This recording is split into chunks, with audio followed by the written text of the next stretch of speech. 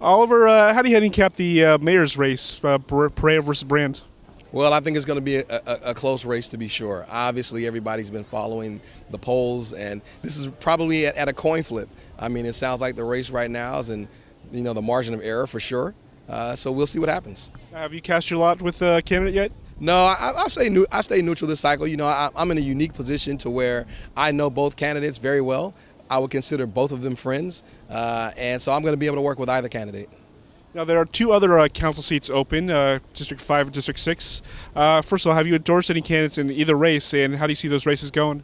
Yeah, so in District 5, I have endorsed Luis Chavez. He came to me and asked me the moment that it was announced that race would be open, if I would support him. I've always supported him in his political endeavors, and that this is true now. And in District 6, I have not endorsed either candidate.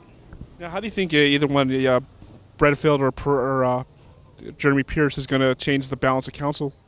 I don't know either of them, so this may sound odd, but I've never met either of them. Other than I think I met Bredfield one time briefly in passing, but funny enough, neither of the candidates have asked to meet with me. So so I don't know them actually at all. Now, with all these three races for positions on the council and the mayor, what do you see the biggest issues are for the city right now going into this 2016 election? Well, listen, I mean, where do we start? Obviously, we have major issues with our movement in downtown development. So I think that's probably some exciting things going on right now. We have, obviously, you see what's happening on Fulton Street. We're going to be introducing the new high-speed rail station coming up in the next few years. High-speed rail is plopping down in the city of Fresno. So I think Fresno is in a unique place to be on the move. So I'm excited to be a councilman in the city of Fresno, and even more excited to be a citizen. Now, obviously, a lot of the efforts have been going on downtown. Do you think that the other areas of Fresno and the other parts of your district, Northeast Fresno, Southwest, have been getting its fair share of attention from City Hall? Oh, certainly. I mean, so what you have is you have a situation where downtown was neglected for the better part of 40 years.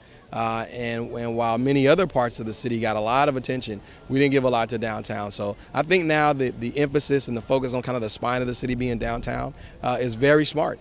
And the residents are responding very well. Obviously, we see all the investment that is coming in from the private sector. We are leveraging now with our $20 million Tiger Grant investment. We're probably leveraging somewhere around $100 million of committed, private investment now after the public investment. So it's very exciting times to be in Fresno. Now, Mayor Swearingen is wrapping up her term. She's had a couple months ago. How do you evaluate her from your time in the council working with Swearingen? Well, I think Ashley's really done a good job. I can tell you that she and I have this discussion all the time, and I think about her successor. I think about her predecessors, and really the mayor was able to raise the bar, in my opinion, of what we should expect and anticipate from a mayor in Fresno. So both people that are trying to succeed her right now have their jobs cut out for them to really raise the standard. I think she's been a fantastic mayor.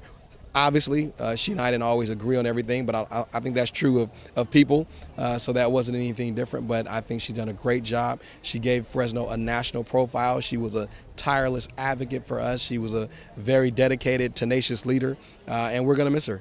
All right, you're here hosting an event for Kamala Harris today. We're her to run for U.S. Senate. Why are you supporting Attorney General Harris? Well, I have actually had the benefit of kind of following Kamala's career when she was the district attorney in San Francisco, and just seeing the innovation that she did in San Francisco, watching her career blossom and bloom.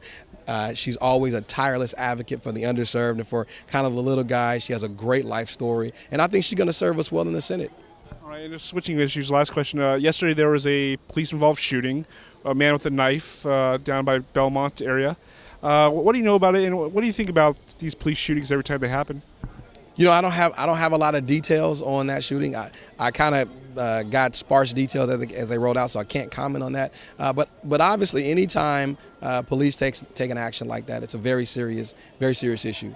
So we always want to make sure that we are examining them properly. We want to make sure that we are completely and totally transparent, so the public understands what's going on, and we want to make sure that our citizenry stays safe as well. All right, thank you so much, Councilman Oliver Baines.